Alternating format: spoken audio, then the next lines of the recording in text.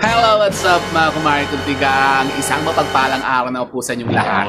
For today's video po mga kumari kuntigang, tayo po mag-share naman po ng isang gabay o isang ritualan na pwede po nating magamit na pampaswerte kung kayo po mga kumari kuntigang ay nakakaranas ngayon ng palagi na lamang kayong mabilis maubusan ng pera. Lalong-lalo na po mga kumari kuntigang kung halimbawa ang inyo pong mga pitaka o wallet ay laging walang laman. Yung napakabilis bagang masaid at maubos ang laman niya. Naku po, Mariosep. Kapag kaganyan, maaring kayo po ay nalulukuban ng isang negatibong enerhiya na nagiging dahilan kaya napakabilis pong maubos ng inyo pong mga kwarta. Anong gagawin natin? Meron naman po tayong magagawang mapamamaraan mga kumari kuntigang para yan po ay ating makontra at maiwasan. Kaya nga, for today's video po mga kumari kuntigang, mag-share tayo ng isang gabay.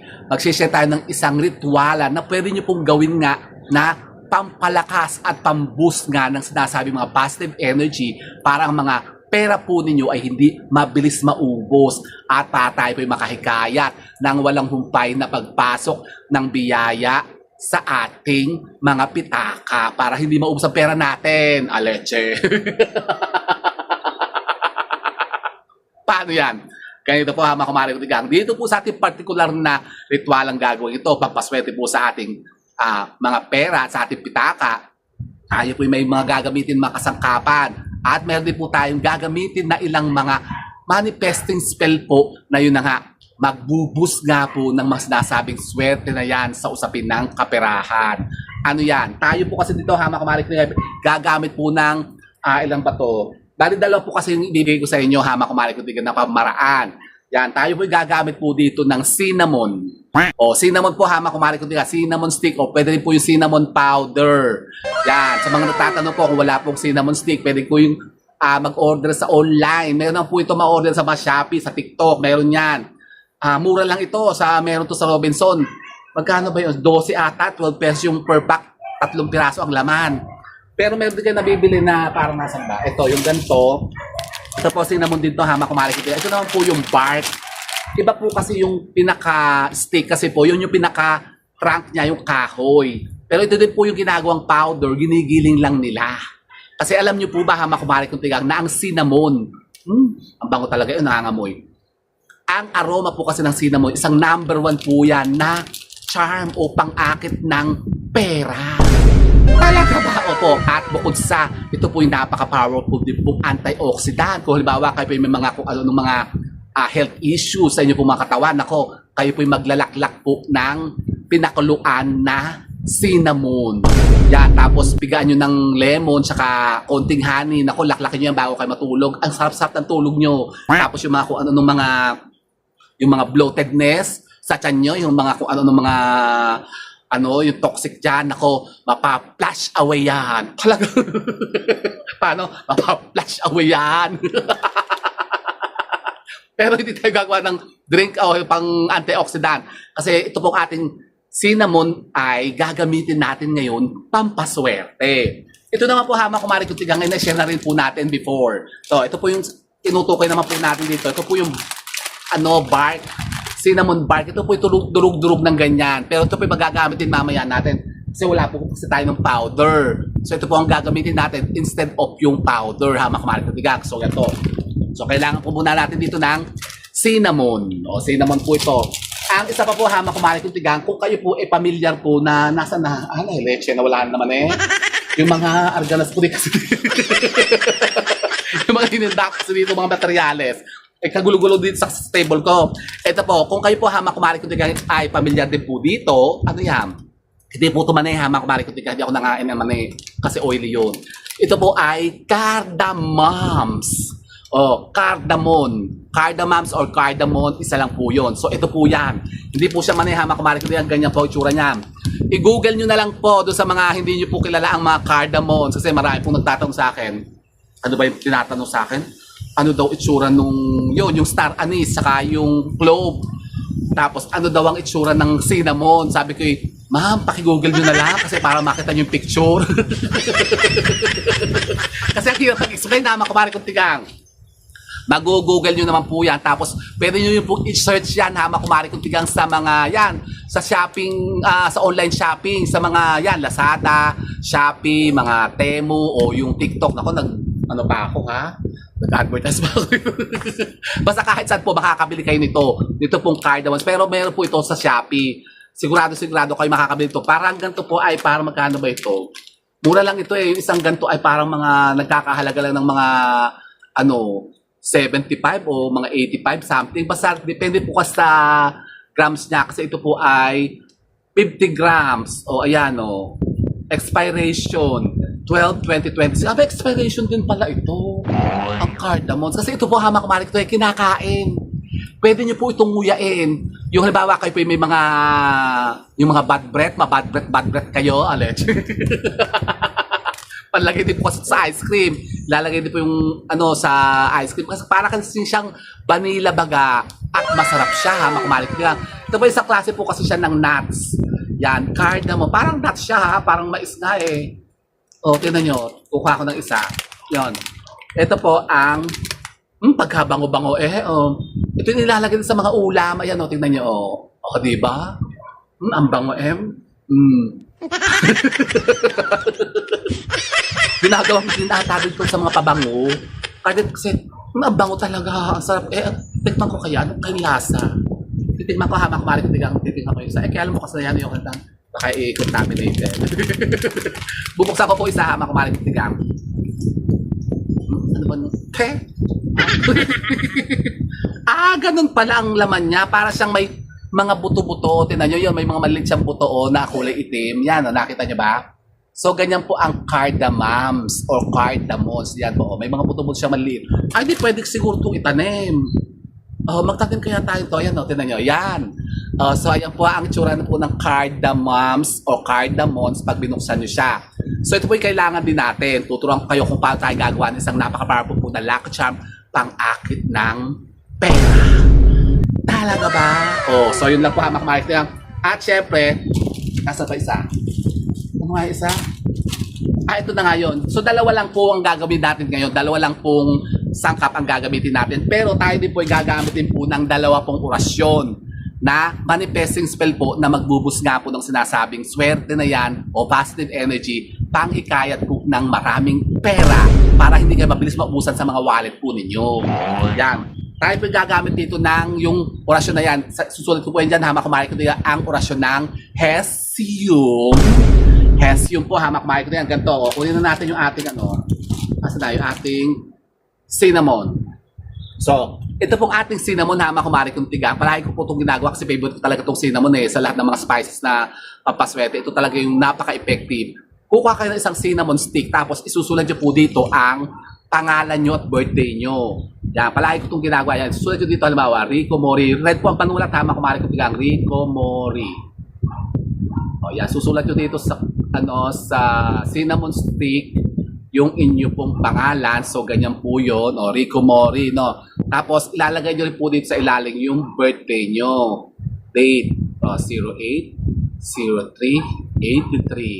Yun. So, ayan. Name nyo at birthday nyo, hamak kumari kung tigang ilalagay nyo. Tapos, doon sa kabila yung may bakanting parte, susulat nyo po yung orasyon na yan. Yan po. Yan. At yan po ay bibigkasin nyo po araw-araw, gabi-gabi bago kayo matulog ng 9 na ulit. 9 na ulit po hamak kumari. 9 times po ang salitang Hesium. Hesium. Yan po.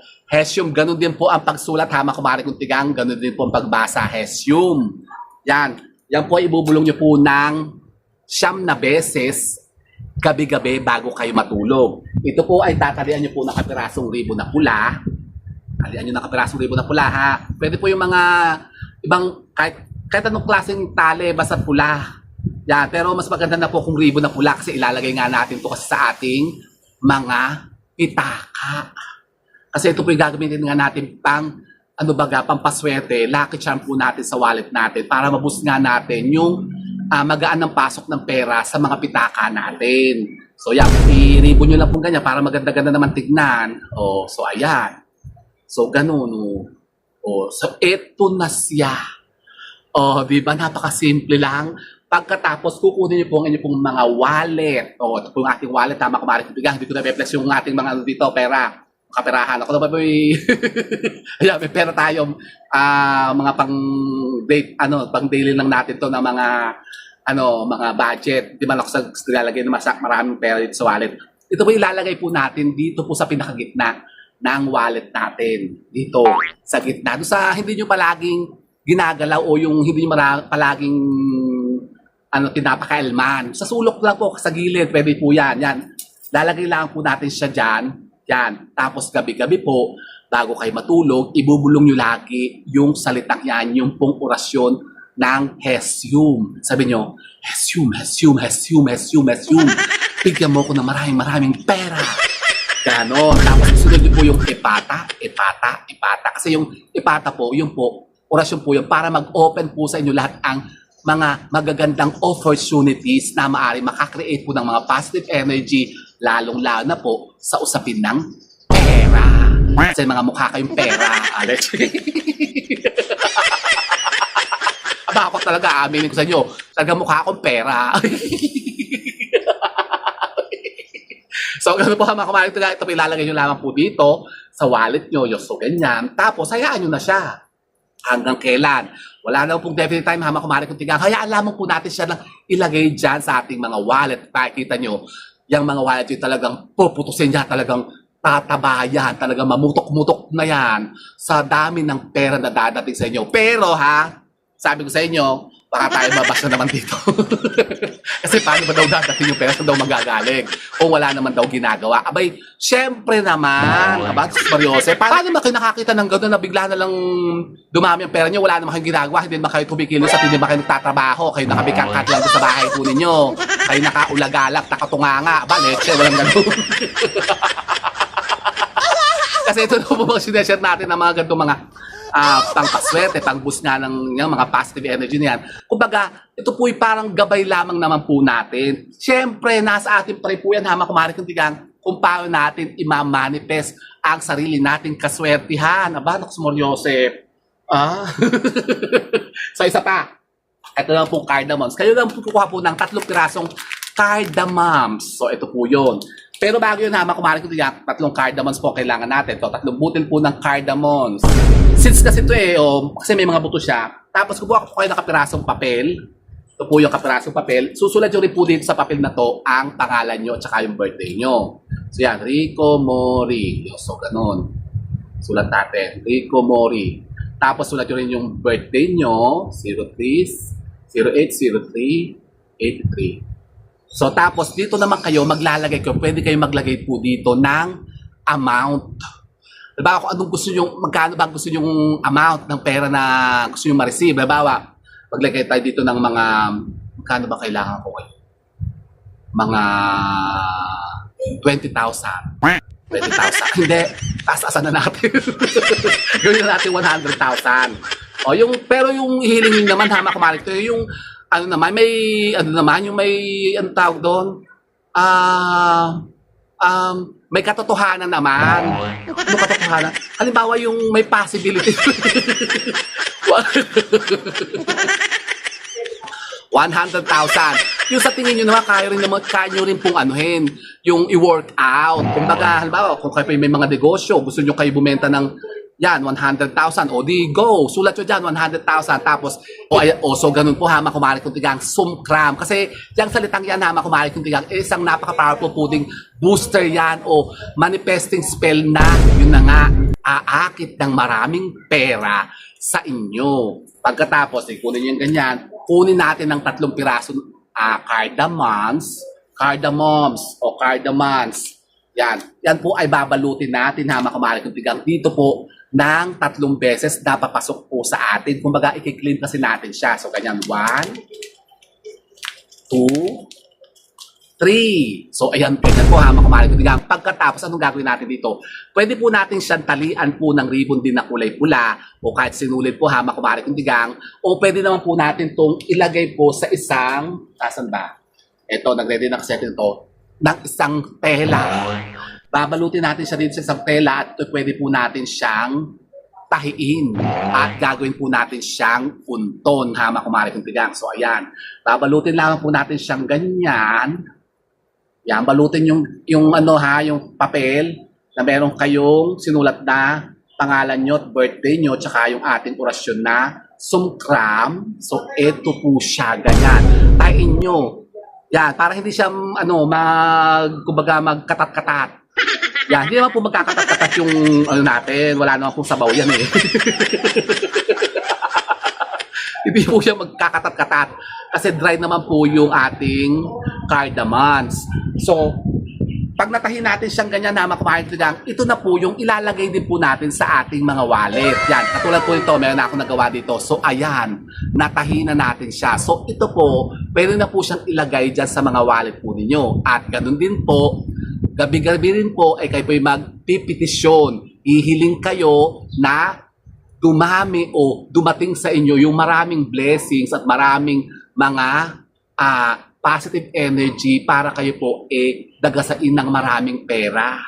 Ibuboost natin siya, ha, mga kumare kong tigang. So, ganun po. Pagkatapos, ito rin po ay ilalagay din po natin sa ating mga wallet. Halimbawa, kung kayo po may mga negosyo, may mga businesses po kayo, pwede nyo rin po itong gawin at yung yung mga kaha po ninyo, lagyan nyo po nito kasama po nung ating yung ating cinnamon stick, ha, mga kumare kong tigang. So, dalawa na po yan. O, dalawa po yung share natin sa inyo, ha, mga kumare kong tigang, na pampaswerte sa inyo pong mga wallet o pitaka para dumami ang inyo pong pera at hindi mabilis siya na mauubusan ng laman.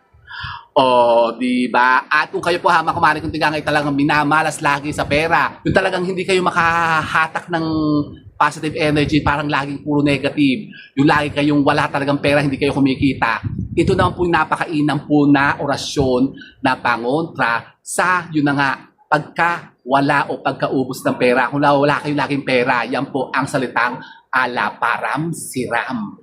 Yan naman po, bibigkasin nyo po yan araw-araw ng 3 beses. Pagka gumising na kayo sa umaga, bigkasin nyo na po yan. Para kumbaga makontra nyo na yung sinasayang mga negative energies na yan na mabilis sa pagkaubos ng pera po nyo. Tapos isunod nyo po yung ating hesyum at saka yung ating sumkram.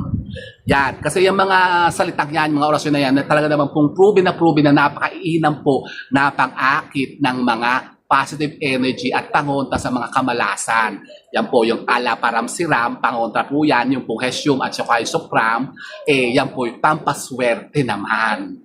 O, kaya gawin nyo po yan, ha, mga kumare kong tigang. Kala kung kayo po halimbawa nakakaranas ngayon ng mga sobrang kamalasan sa buhay at wala kayo laging pera, subukan nyo po ito, ang ating pampaswerte sa ating mga pitaka para tayo po laging putusin ng napakaraming pera. O, gusto nyo yan? Siyempre ako, gusto ko yun, ha, mga kumare kong tigang. O, so yun po, mga kumare kong tigang, subukan nyo po ito. Hindi nyo susubukan. Subukan nyo para malaman nyo kung ano po ang maaari maidulot ito dyan sa mga buhay ninyo. O, di ba ga? O, so yun po, mga kumare kong tigang, sana po may napunta pa kayo mga bagong idea at kaalaman sa pag-akit na naman ng mga bagong kaswertihan. And with that, mga kumare kong tigang, keep safe and God bless. Thank you for watching. O, malapit na, ha, mga kumare kong tigang, Hungry Ghost Day sa August 27. Ako, magsuot kayo po ng mga pangontra. Yung po ating mga black obsidian, yung mga tourmaline, mga black crystals natin. Suot nyo na yan, ha, mga kumare kong tigang, para hindi kayo maabatan ng mga sinasabing hungry ghost na yan.